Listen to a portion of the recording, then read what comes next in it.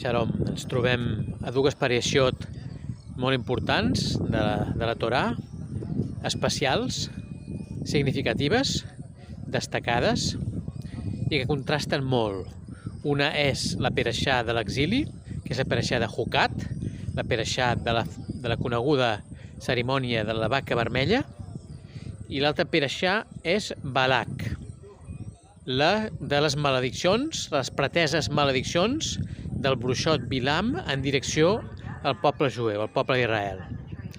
Aleshores, parlo de contrast en aquestes dues parashiot, perquè en la parashà de Hukat, de la vaca vermella, en el versicle 19, el versicle 18 del capítol 19, ens parla d'un Ishtaor, d'un home pur, una persona que està en estat de puresa, que és la que s'encarrega d'espargir l'Oel Moed, el tabernacle, els objectes del tabernacle, les persones que estan impures, i la seva missió no pot ser més bonica, no pot ser més lluminosa que portar la puresa al campament d'Israel i als membres del poble d'Israel. És una missió encomiable, una missió llustrosa, una missió que qualsevol membre del poble d'Israel acolliria i faria de veres amb moltes ganes. I en contrast a això que tenim? En contrast a això tenim a la parashà de Balak, tenim Bilam, tenim un home embrutit moralment i que podem parlar que ell és impur. Per contrast a l'home pur de la parashà Hukat, podem dir que Bilam era impur ideològicament i definitivament també podem dir que era impur moralment i per tant també espiritualment. El contrast és immens.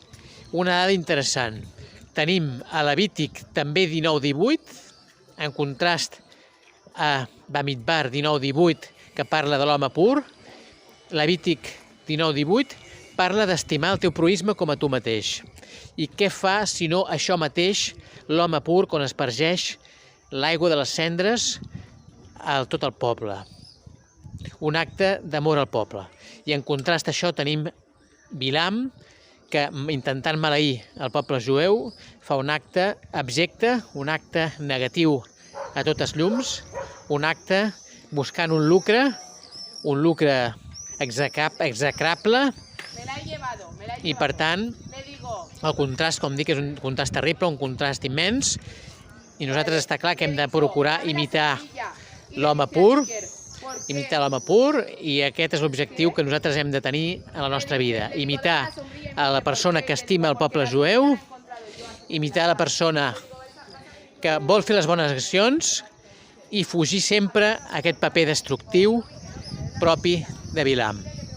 Que Hashem ens acompanyi i ens faciliti fer bones obres, fer bones accions i no males accions. Shalom.